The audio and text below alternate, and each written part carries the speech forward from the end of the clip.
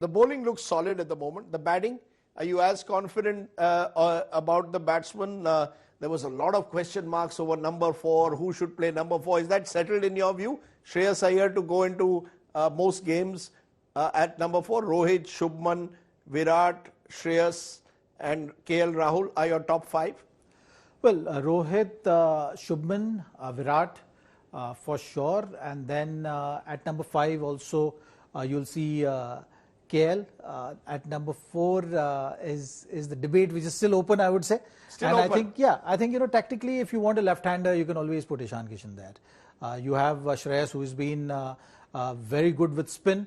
So that's the option which they have. And again, what Rohit also was very vocal about along with Rahul is that they want to have that flexibility, and I like that thought. So you can actually tactically approach the game. Depending on the form also you can take these calls.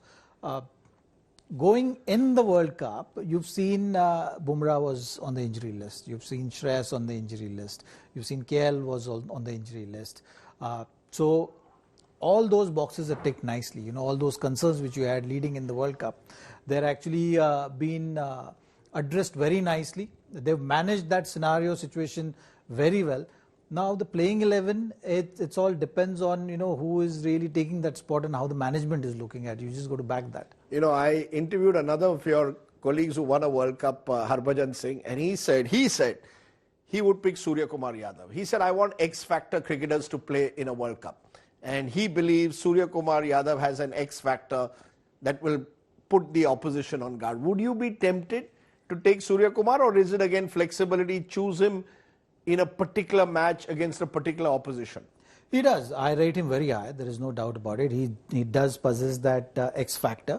But I'll tell you from the leading up to the World Cup and how things have been moving before that.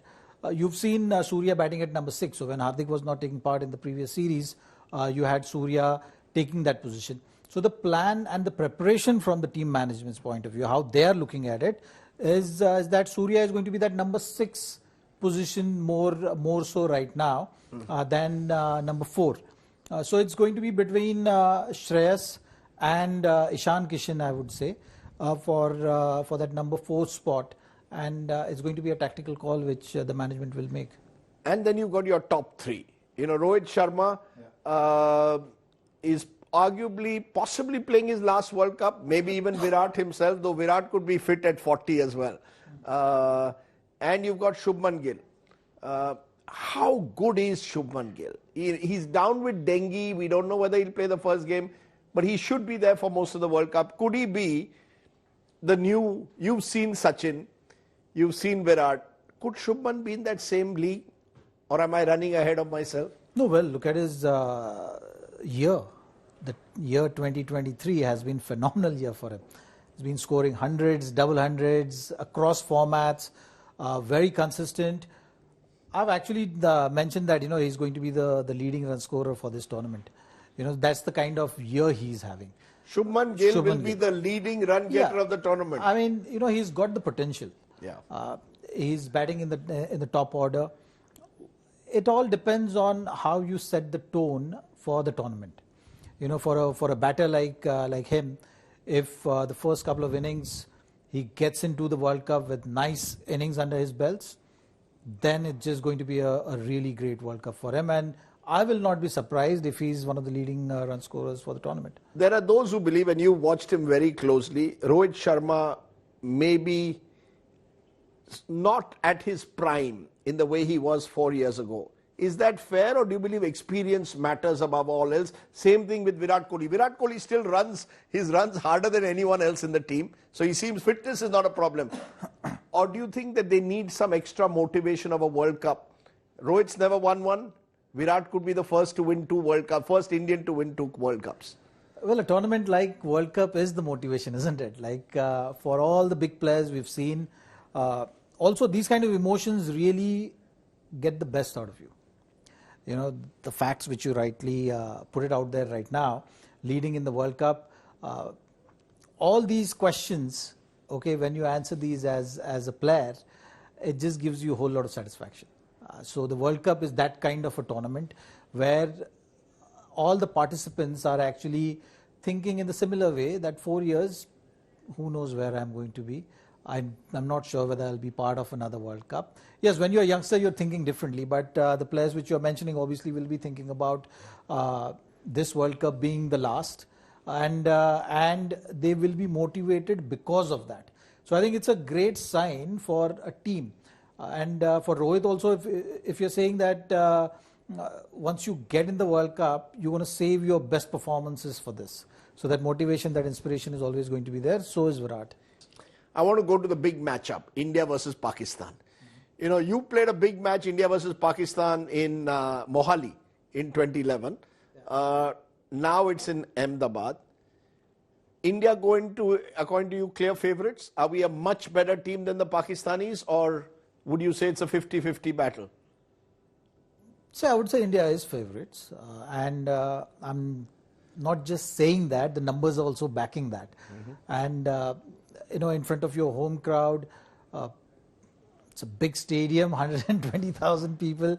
You know what's happening around the ticketing situation, so you know that is going to be every seat of that and more will be taken for sure for that game. So that's going to create that atmosphere which can overwhelm anyone. And I think that is also one hurdle which Pakistan team will have to cross.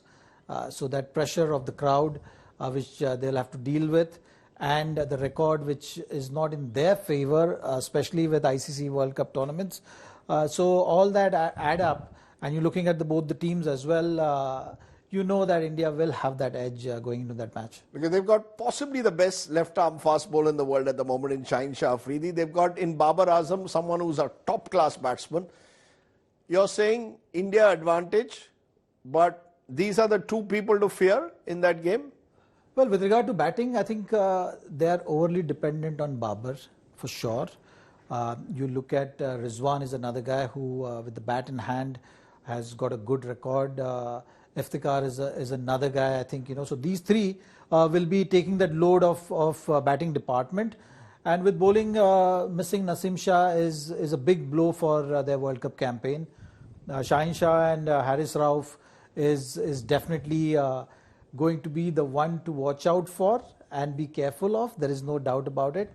It's how you set the tone. I think for Pakistan, if they're looking to bowl first, and if these two bowlers are not creating that impact up front, then things can go downhill from there.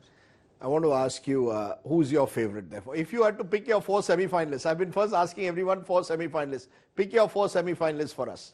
See, I've been saying I'll start with the dark horse. Because see, when you're looking at top 4, most of the guys are saying the same thing.